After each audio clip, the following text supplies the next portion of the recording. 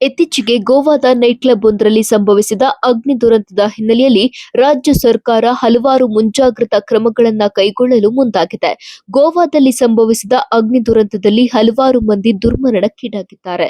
ಇದಕ್ಕೆ ನೈಟ್ ಕ್ಲಬ್ನಲ್ಲಿ ಸುರಕ್ಷಿತ ಕ್ರಮಗಳನ್ನು ಕೈಗೊಂಡಿರಲಿಲ್ಲ. ಅಗ್ನಿ ಅನಾಹುತಗಳನ್ನು ನಿಯಂತ್ರಣ ಮಾಡಲು ಯಾವುದೇ ಮುಂಜಾಗ್ರತಾ ಕ್ರಮ ಇರಲಿಲ್ಲ ಅನ್ನೋದು ಪೊಲೀಸರ ಪ್ರಾಥಮಿಕ ತನಿಖೆಯಲ್ಲಿ ಪತ್ತೆಯಾಗಿದೆ. ಇದನ್ನು ಗಂಭೀರವಾಗಿ ಪರಿಗಣಿಸಿರುವ ರಾಜ್ಯ ಸರ್ಕಾರ ಇದೀಗ ರಾಜ್ಯದಲ್ಲಿನ ಎಲ್ಲಾ ಹೋಟೆಲ್ಗಳು, ಬಹುಮಹಡಿ ಕಟ್ಟಡಗಳು, ಪಬ್, ಬಾರ್ ಅಂಡ್ ರೆಸ್ಟೋರೆಂಟ್ ಮತ್ತು ಕಾರ್ಖಾನೆಗಳಲ್ಲಿ ಅಗ್ನಿ ಅವಘಡಗಳನ್ನು ತಡೆಗಟ್ಟಲು ಕೈಗೊಂಡಿರುವ ಕ್ರಮಗಳ ಬಗ್ಗೆ ಪರಿಶೀಲನೆಗೆ ತೀರ್ಮಾನಿಸಿದೆ.